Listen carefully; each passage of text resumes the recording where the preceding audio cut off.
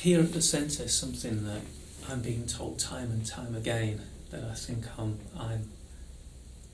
trying to use my energy to become better at is to be mindful of all actions in the seated practice and in the day-to-day running, around the centre. Can you maybe just shed a little light and let us know what the four foundations of mindfulness are? Okay, so I think before that there has to be a clear comprehension of what mindfulness is and what it's not. Because I think that in our society generally, mindfulness has become such a popular buzzword. People are learning it. But is what they're learning actually mindfulness? Or I think you also have to include, because that would come into right view, wouldn't it? You also have to include aspirations, or understanding why we're practicing mindfulness. So, for instance, I think what a lot of people are actually being taught is a form of concentration. The idea being that if you concentrate on something, then for that time, there isn't any neurotic preoccupation with anything. So you're calm and you're happy. That's why people do hobbies, that's why people watch sport on TV, that's why they go to the cinema. That's, it's like there is this distraction and this absorption in one particular thing to the exclusion of everything else. At that time, there won't be any suffering. And I think that people are being taught that as mindfulness when it's actually concentration. Okay. So you just get this blanket focus on one thing and it blanks out everything else. So for the time being, you're peaceful and happy. Now, that's not strictly what mindfulness is or what it's for. You do need a certain amount of that, but actually mindfulness is choiceless awareness. It is not concentrating on one thing to the exclusion of other things so that you don't have to face things you don't like. Mindfulness is looking at whatever presents itself in the moment, with a view to understanding it, seeing its true characteristics, to understanding any kind of mental process that's going on in terms of processing that event internally, in order to understand where it is that we crave, where it is that we ignore, and to give ourselves the opportunity to change our views, our ideas, our assumptions about life through looking directly at the truth of life as it unfolds. So that's a really important thing to remember, that we're not trying to actually change anything. We're not trying to blank anything out. True mindfulness is about exploring whatever wants to come up. So you have to be quite brave, because habitually we turn away from and ignore the things that we don't like. We don't turn away from the things that we really like, generally speaking. Yeah. But we have to understand suffering and the causes of suffering. So you have to be prepared to look at everything, the full gamut of human experience, from the happiest to the most unhappy, from both pleasure and pain. So how do you lessen the tendency to push away the negative and want to just stay with the positive things that pop up when the mindfulness is there, when these things arise? I don't know about anybody else, but I have a tendency, in the early days, I'd have a tendency to think, oh, well, no, I don't want to get involved in that, that's negative, I'll just watch it. But it would, before you know it, the mind's running away with whichever way you decided to go. What kind of advice do you have of lessening that grip, essentially? Is it just repetition of the process? Yeah, definitely. I think a lot of wise reflection is helpful, especially at the beginning. In seated practice or afterwards? Or? In seated practice, well, no, not when you're practicing, but after you've practiced, right. It's very, very useful to keep a journal, for instance. If it's a meditation journal, it's very, very handy. If it's mindfulness in the round, just doing some gardening or washing up, then it's just putting in little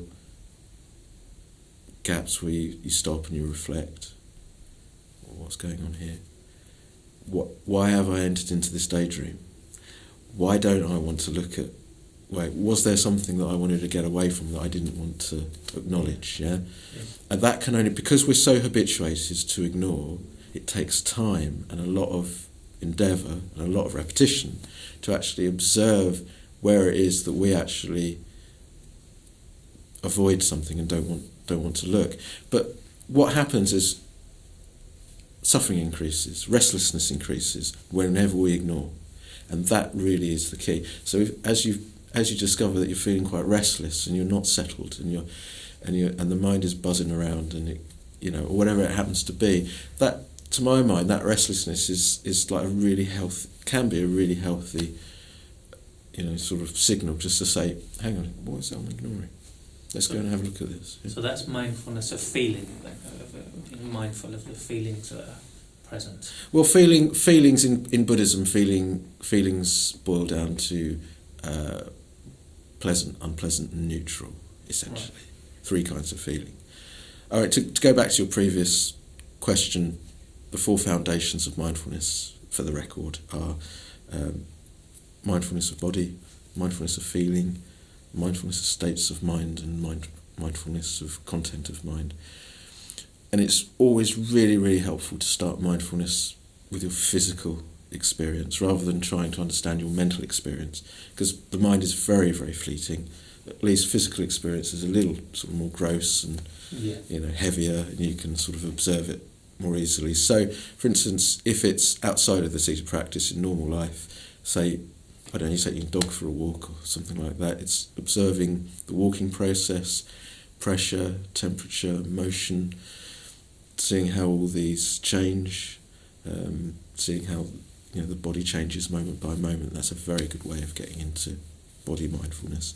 And once you're in the body, then what's going on in terms of feeling, the general state of your mind, and the other things that are going off in the mind, it becomes easier to acknowledge those then.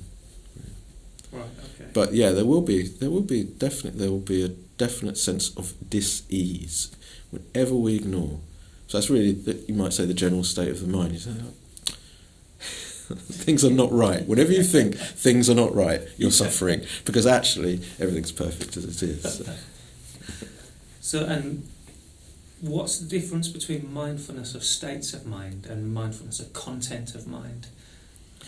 Well, I like to think of, in terms of developing your mindfulness, that once you've got body mindfulness going, you begin to become aware that you're feeling a bit cheesed off, or you're feeling quite content. It's a kind of general state of the mind, and so that's what I equate with the 3rd foundation of mindfulness. It's like the general tenor of the mind, and then as your intellectual understanding of the teaching improves, and you start to get more accurate in your labelling and assessment and your discernment of what's going on in the mind, you're able to label things very, very accurately. So, for instance, perhaps what you're experiencing is one of the 5 hindrances, or perhaps what you're experiencing is one of the 7 factors of enlightenment, and you're able to discern more accurately. And I would say that is then content of mind. Right. Okay. So it's just a more precise, accurate, detailed analysis of what's taking place. Right. Okay. And nobody has to be a genius about this. Clever people do not become enlightened, as a rule, because they're too clever. They think about it too much. Overanalyze it. Right. You just start with what you got. That's what I did.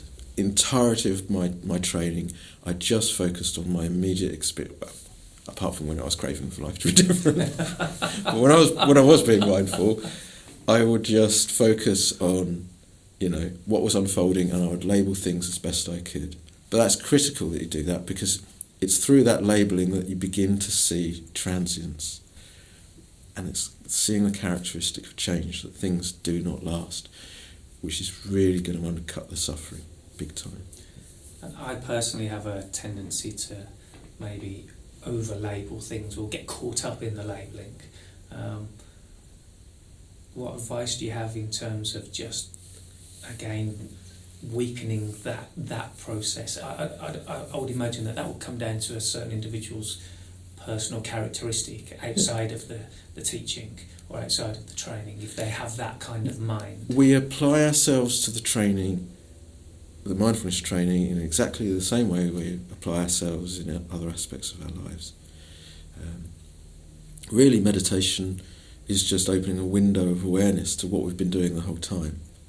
So if typically you're an overachiever and you've got, it's that quantity over quality. It's like, I think, well, if I label enough, something will happen. But it's not actually. It's the quality of the experience that we want. It's the clarity of seeing transience and seeing how ungraspable reality is. That's what we want. And it's not like you're going to run out of material anytime soon. I've run out of things to see or things to hear. So you've got plenty, so you can relax. And just and so for the overachiever, it is about everything about meditation is about. We've all got a bias. My bias is the opposite. My bias is towards laziness, towards not applying myself. So meditation to me when I'm doing it right, has always felt like terrible hard work. Whereas for you, what will be uncomfortable is to perhaps do less and be content just to wait and relax and not work so hard. And so for everyone, they have to head the middle is at the other end of the spectrum to where they're comfortable. Right, okay. So for you, it's heading towards peace and calm and contentment and non-accomplishment in that sense. Yeah. And having to cope with all the fears and the worries and the anxieties that arise and learning about those undercurrents. You need to know about that. For somebody else, somebody with my character, for instance, it's like they're being asked to do the impossible all the time. How dare they? Well, it seems a total paradox because you're taught. I mean, I don't know whether it's just particularly in the West, but certainly if you go through mainstream education in this society, that you're taught that to get anywhere, you've got to apply yourself earnestly and maybe apply yourself just that bit more than everybody else, and you might. And it's such a paradox that you're told. Well, actually, you do need to apply yourself, but you almost need to do nothing and just observe. That's so difficult. For some people. Right. For some people, but not for all. And I can fully understand what you're saying. I would say, at the risk of sounding a bit controversial, that everyone in the education system is ignorant. With the greatest respect, they ignore the true nature of reality. Yeah. And the whole thing about mindfulness and meditation is you've got to learn where the middle path is, the middle way, the between the extremes of too much and too little. And for the purpose of spiritual education, of realising the cessation of suffering, that is actually, for the overachiever, it actually feels like almost nothing. For the underachiever, it, like I say, it feels excessive. And it's just one of the paradoxes. It's just we just have these biases. Right, and I should imagine that the perceived difficulty of reaching the middle path is the same for both sides. It's only a perception. Yeah, it's only because actually when anybody gets the balance right, so the right balance is the right kind of balance when you're listening to a piece of music, and the piece of music is just taking the whole of your attention, and you're just in that to the exclusion of everything else. So you're able to attend to that music, and if you wanted to, you could perhaps listen to that music with a view to hearing the notes disappear moment by moment.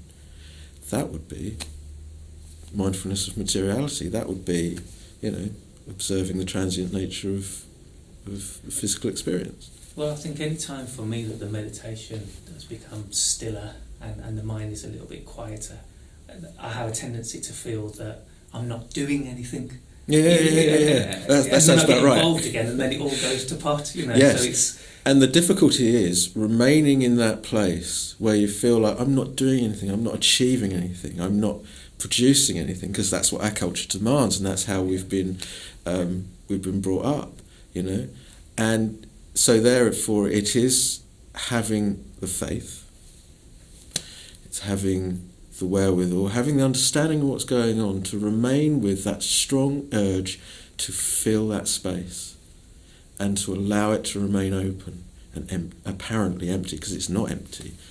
A lot of people get to that point and say, oh, it was void, there was nothing going on. And I say, what do you mean? And we start to talk about it, and it turns out there's a whole host of stuff going on. But to them it felt like nothing. But it's only perception. It's only perception based on, what you're used to. Right, okay.